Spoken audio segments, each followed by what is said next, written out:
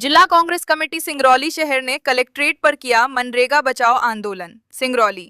जिला कांग्रेस कमेटी सिंगरौली शहर द्वारा मनरेगा के नाम में किए गए बदलाव को लेकर कलेक्ट्रेट के सामने एक दिवसीय आंदोलन कर प्रदर्शन किया। जिला कांग्रेस कमेटी सिंगरौली शहर अध्यक्ष प्रवीण सिंह चौहान ने बताया कि जिस प्रकार से केंद्र सरकार द्वारा महात्मा गांधी राष्ट्रीय ग्रामीण रोजगार गारंटी अधिनियम मनरेगा में किए गए अनावश्यक बदलाव, कानून को कमजोर करने के कुप्रयास, मजदूरों के शोषण एवं महात्मा गांधी जी के नाम से जुड़े इस ऐतिहासिक कानून पर निरंतर कुप्रहार, ग्रामीण अर्थव्यवस्था को कमजोर कर छोटे व्यापारियों पर प्रहार है, गांव के मजदूरों के हक का हनन है, जिसके विरोध में मनरेगा के मूल स्वरूप को पुनः बहाल कराने को लेकर जिला कांग्रेस आज आंदोलन कर महामहिम राज्यपाल महोदय के नाम मांग पत्र देकर मनरेगा के मूल स्वरूप के बहाली की मांग करती है। कि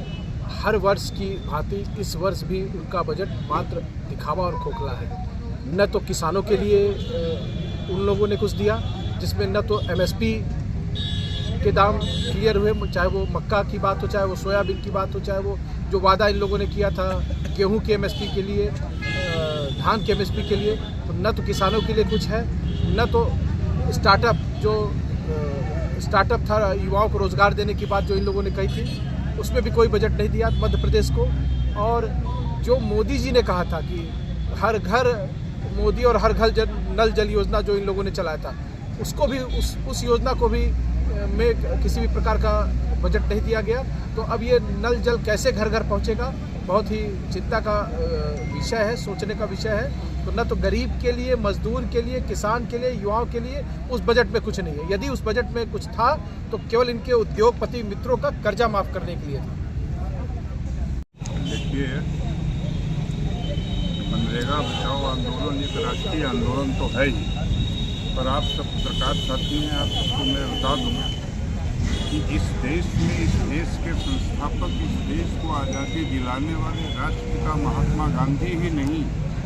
इस देश के जितने स्वतंत्रता संग्राम सेनानी थे, जितने क्रांतिकारी वीर थे, जो एक ऐतिहासिक पुरुष थे जिनके नाम इतिहास का रचना हुआ है, ऐसे तमाम पुरुषों के नाम जो इस देश में याददाश्त के लिए प्रतिमाएं रखी गई हों, उनके नाम पर काम चलाए जा रहे हों, उनके नाम से कोई भी चीज़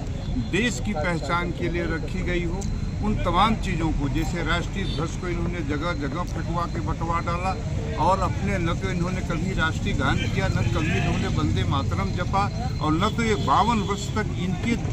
कार्यालय पर कभी ये तिरंगा ध्वज लहराया। ये तमाम चीज़ों को हटाकर केवल धार्मिक उन्माद लाना चाहते हैं, इस देश में भगवाकरण कराना चाहते हैं। केवल एक उद्देश्य है इनका, बाकी और कोई उद्देश्य नहीं।